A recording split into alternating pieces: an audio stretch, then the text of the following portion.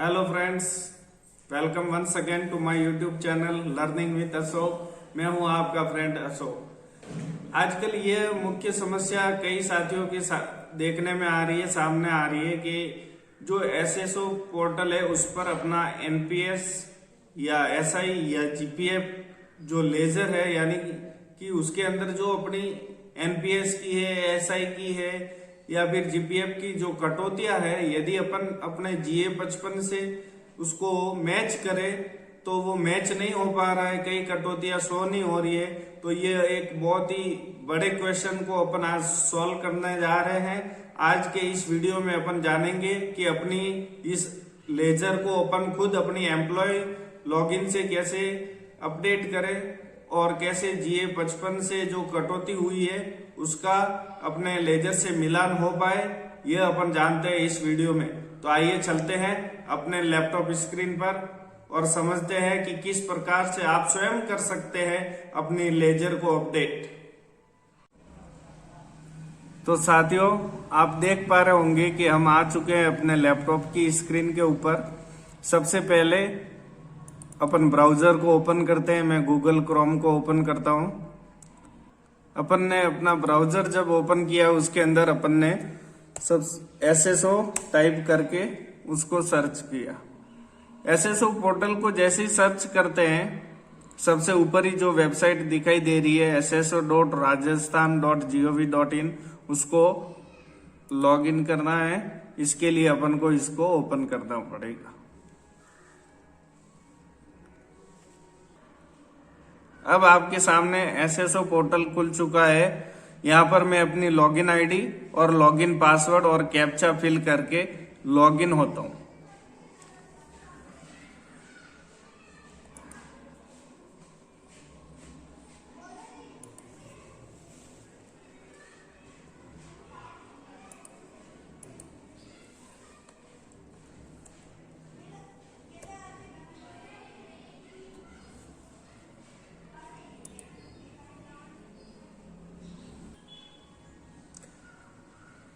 SSO portal login होने के बाद में अपन को जाना है SIPF न्यू के अंदर।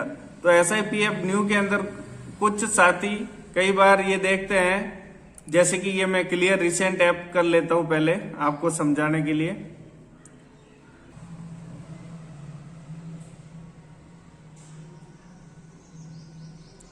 अब कई साथियों की ये समस्या आती है कि पहले अपन जो काम करते थे वो एसएसओ पोर्टल ओल्ड था और अब जो काम करना है वो SIPF न्यू पर करना है, क्योंकि सारा का सारा डाटा वो रीडायरेक्ट होकर SIPF न्यू पोर्टल पर आ चुका है। तो ऐसी स्थिति में क्या करना है कि जब अपन को SIPF न्यू का आइकन ही नहीं दिखे तो एक क्विक सर्च करके ऊपर देखिए, ये मेरे माउस का जो कर्सर है वो आप देख पा रहे होंगे, अदरवाइज मैं आपको जूम करके दिखा लेता हूं कि ये देखिए क्विक सर्च का एक ऑप्शन है। यहां पर भी आप लिख सकते हैं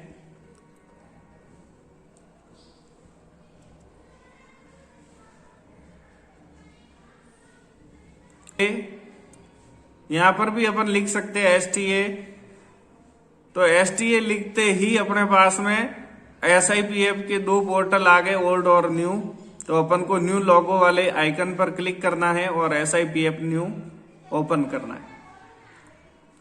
जैसे ही मैंने इसके ऊपर क्लिक किया, ये इस प्रकार से अपने सामने विंडो ओपन हो रही है। और पहले ये सिस्टम नहीं था, अब इसे अपडेट किया है। तो OTP भी फर्स्ट टाइम मांगता है, उसके बाद में इसके ऊपर अपन कुछ भी वर्क कर। अब देखिए साथियों, यहां पर OTP जा चुके हैं जिसकी आईडी से अपन ने लॉगिन किया है। अब यहां पर मैं OTP फिल करूंगा और उसके बाद में ये सबमिट OTP का ऑप्शन है, इस पर क्लिक करूंगा तो यह पोर्टल जो पूरी तरह ऑन हो जाएगा। यहां पर मैं OTP लगाकर लॉगिन करता हूं।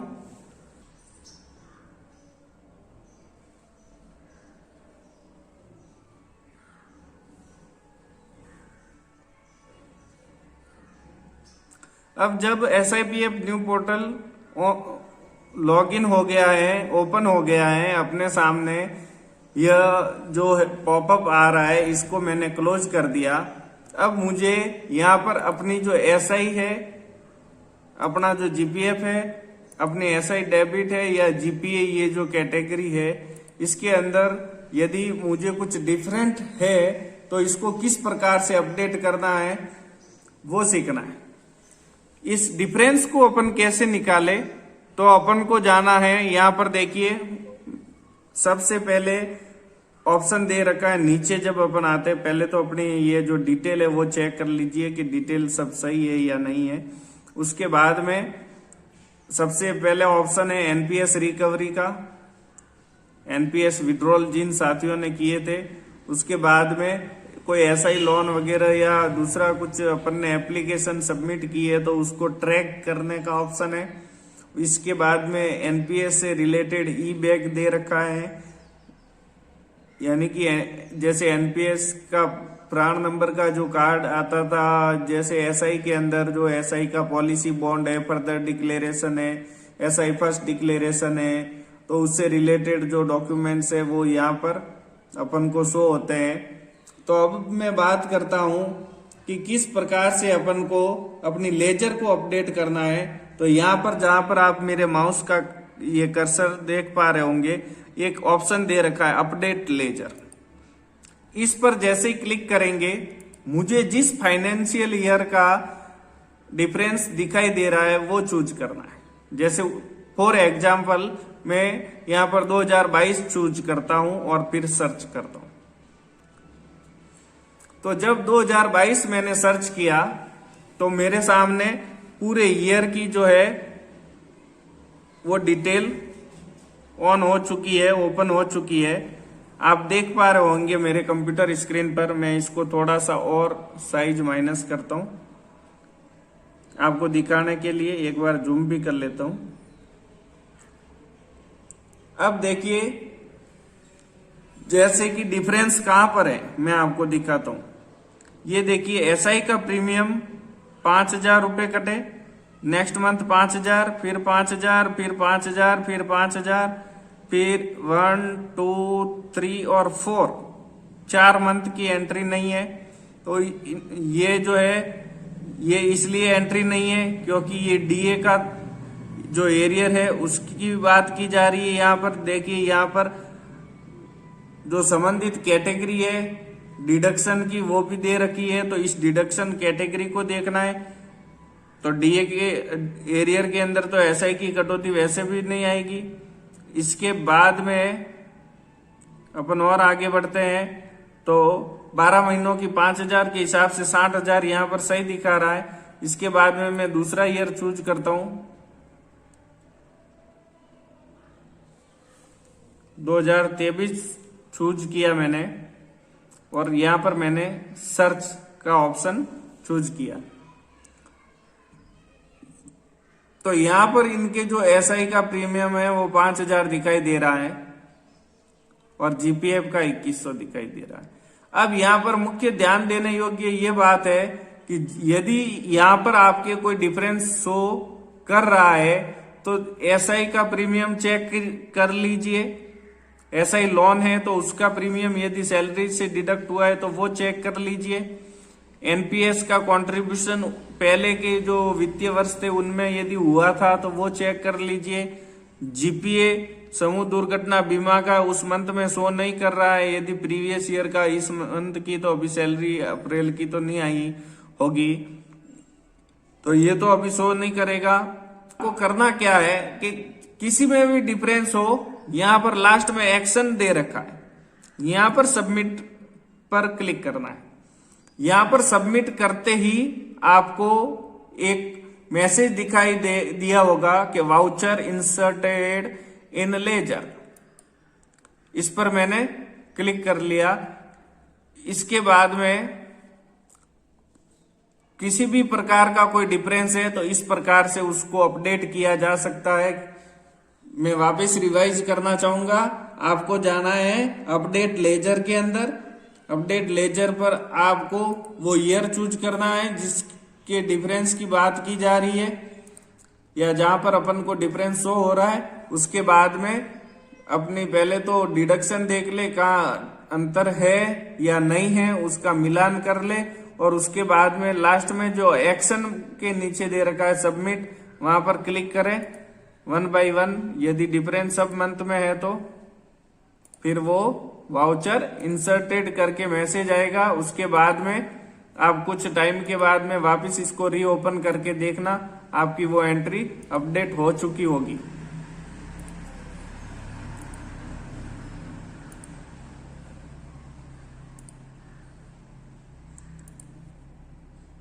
ये आप देख पा रहे हैं लास्ट में दे रखा है सबमिट, एक्शन के नीचे टाइटल है एक्शन और उसके नीचे दे रखा है सबमिट।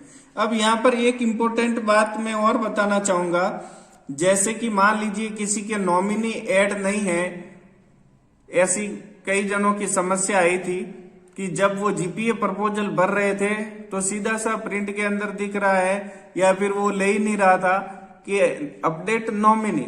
तो इन केस पहले ये जो राइट था वो सिर्फ डीडीओ के पास था कि वो ही आपकी नॉमिनी की डिटेल ऐड कर पा रहे थे। अब आप जैसे ऐड फैमिली डिटेल यहाँ पर ऑप्शन दे रखा है, यानी कि जो पेज ओपन होता है उसी फर्स्ट पेज पर ही SIPF न्यू के ऐड फैमिली डिटेल आप राइट हैंड साइड देख पा रहे होंगे। इस पर क्लिक करने पर आप किसको यहाँ पर ऐड करना चाह रहे हो, जैसे कि मैं अपने भाई को, वाइफ को, फादर को, तो जैसे मैंने चूज कर लिया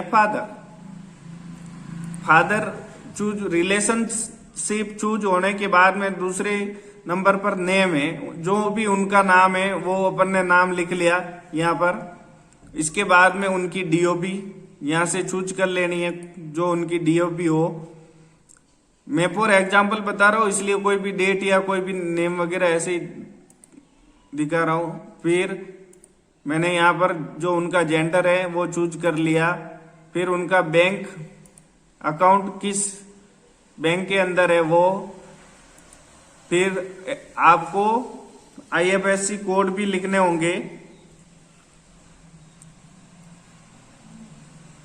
IFSC कोड लिखने के बाद में ऑटोमेटिक उस बैंक ब्रांच का नाम आ जाएगा, फिर उनके अकाउंट नंबर डालने हैं यहाँ पर, और बैंक की जो पासबुक की फोटोकॉपी है या कैंसल चेक की फोटोकॉपी है वो यहाँ पर फोटो के अंदर चूज फाइल करके ब्राउज करके उसको अपडेट करना है। फिर यहाँ पर देखिए नीचे सेंड OTP लिखा हुआ है, सेंड OTP, फिर OTP यहाँ पर आपको फिल करके सबमिट करोगे तो आपकी फैमिली डिटेल ऐड हो गई। अब मान लीजिए इन केस यहाँ पर सिर्फ देखिए आप एक ही है फिलहाल नॉमिनी, फिर 2 हो गए, और मान लीजिए जीपीए प्रपोजल अभी अपन को भरना था, फिर मुझे यदि दोनों को 50-50% शेयर रखना था जीपीए स्कीम के अंदर, तो यहाँ पर एक शेयर का ऑप्शन है, थोड़ा सा जूम करके दिखा देता हूं आपको। देखिए यहाँ पर ये जो शेयर का ऑप्शन है इसके नीचे लिखा हुआ है 100। तो यहाँ पर आप यदि 2 नॉमिनी होते और दोनों को 50-50 रखना चाहते तो शेयर पर क्लिक करते ही स्कीम का नाम आता है कि जीपीए में आप इस नॉमिनी को 100% देना चाह रहे हो कि 50%, जीपीएफ 2004 के अंदर कितना देना चाहते हो शेयर, एनपीएस के अंदर और एक एसआई के अंदर। तो फिलहाल इन केस यहाँ पर जीपीए में 0% ही है, मैं फिलहाल ये मस्ट है इसलिए इसको 100% कर लेता हूं। और इसके बाद में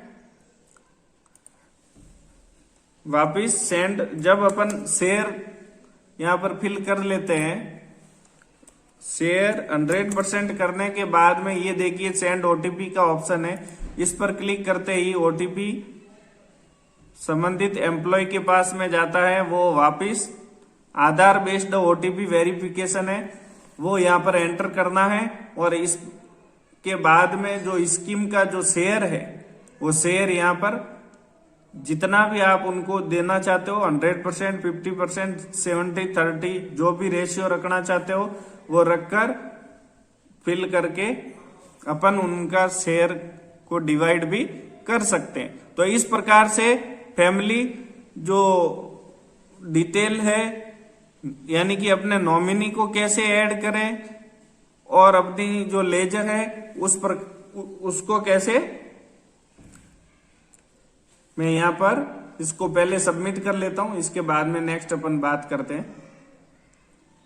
अब देखिए आप खुद डिफरेंस देख पा रहे होंगे, पहले सिर्फ इनके एसआई का ही शेयर दिखा रहा था, अब एनपीएस का भी दिखाने लग गया, जीपीए का भी दिखाने लग गया, जीपीएफ 2004 का भी दिखाने लग गया। यानी कि इन्होंने जिनको अपना नॉमिनी बनाया है, जिनको ये शेयर दिया है, वो सभी स्कीम के अंदर 100% कर दिया गया है। दो नॉमिनी हो तो आप कैसे ऐड करना है दूसरे को, वो भी यहाँ पर सीख लिया अपन ने। और अपनी लेजर में यदि कोई डिफरेंस है तो वो किस प्रकार से अपन को दूर करना है, यानी अपडेट लेजर खोलकर उसको सबमिट के अंदर क्लिक करना है, वहां पर आपकी एंट्री हो जाएगी और आपका जो लेजर है वो अपडेट हो जाएगा और डिफरेंस उसके बाद में दिखाना बंद हो जाएगा।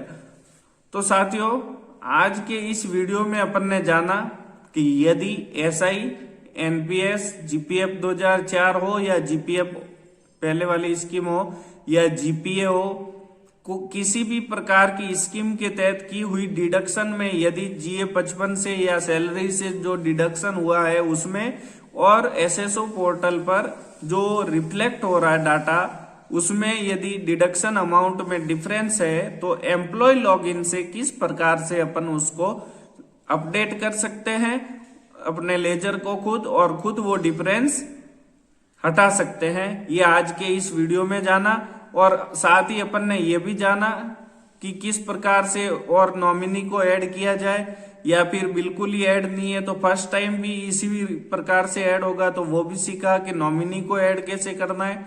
और तीसरी बात ये सीखी कि किस प्रकार से किसी भी स्कीम के अंदर अपन को अपने नॉमिनी को कितने % का हिस्सेदार बनाना है, वो भी अपन ने सीखा। तो फ्रेंड्स, आशा करता हूं कि यह वीडियो आपके लिए बहुत ही अमेजिंग होगा, बहुत ही शानदार होगा, और मेरी द्वारा दी गई इस जानकारी से आप सेटिस्फाइड होंगे। तो ज्यादा से ज्यादा कर्मचारियों के पास में, अपने मित्रों के पास में इस वीडियो को शेयर कीजिए और उन्हें भी मोटिवेट करें। Please subscribe my channel and like, comment and share जरूर करें। मैं हूं आपका फ्रेंड अशोक कुमार। मिलते हैं नेक्स्ट वीडियो के अंदर, तब तक के लिए thank you so much, have a good time.